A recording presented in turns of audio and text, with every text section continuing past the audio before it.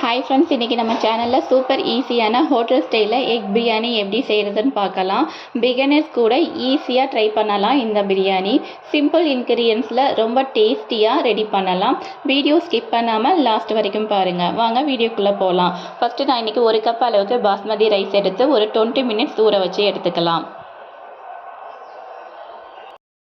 இப்போ stove on பண்ணி cooker வச்சுக்கோங்க. 2 டீஸ்பூன் ஆயில் விட்டுக்கோங்க. 1 ஸ்பூன் நெய் சேர்த்துக்கலாம்.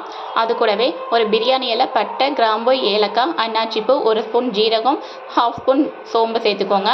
ஒரு பெரிய வெங்காயம் எடுத்து நீல வாக்கில் கட் பண்ணிட்டு அதையும் ஆட் பண்ணிக்கோங்க. வெங்காயம் பொன்னிறமாகிற வரைக்கும் நல்லா வதக்கி விடுங்க. இந்த டைமில் 1 ஸ்பூன் இஞ்சி பூண்டு பேஸ்ட் ஆட் பண்ணிக்கிறேன். அதையும் சேர்த்து நல்லா வதக்கி விடுங்க. ஒரு மீடியம் சைஸில் தக்காளி எடுத்து கட் பண்ணிட்டு அதையும் ஆட் பண்ணிக்கலாம். வெங்காயம் தக்காளி நல்லா பிளெண்ட் ஆகிற வரைக்கும் வதக்கி விடுங்க.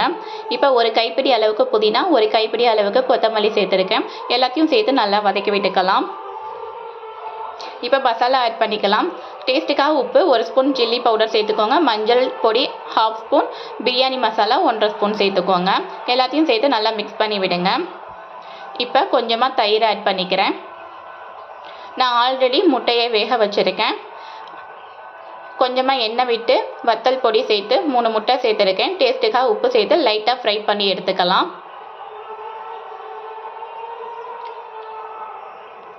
இப்போ ஆல்ரெடி நம்ம ஊற வச்சுருக்கிற பாஸ்மதி ரைஸை ஆட் பண்ணிக்கலாம்.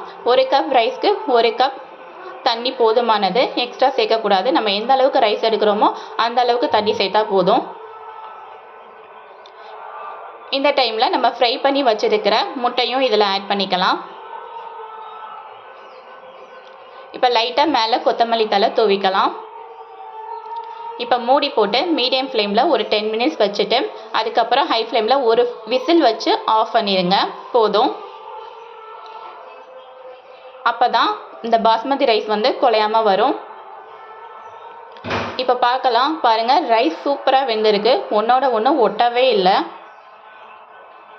சூப்பராக ரெடி ஆயிடுச்சு எக் பிரியாணி. இந்த எக் பிரியாணி ரெசிபி பிடிச்சிருந்தா வீட்டில் செஞ்சு பாருங்கள்.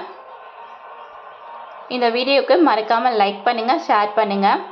செஞ்சு பார்த்துட்டு எப்படி இருக்குன்னு கமெண்ட் பண்ணுங்கள். மறக்காமல் நம்ம சேனலை சப்ஸ்கிரைப் பண்ணிடுங்க.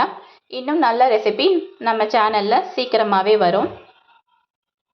Thank you friends. தேங்க்ஸ் ஃபார் வாட்சிங்.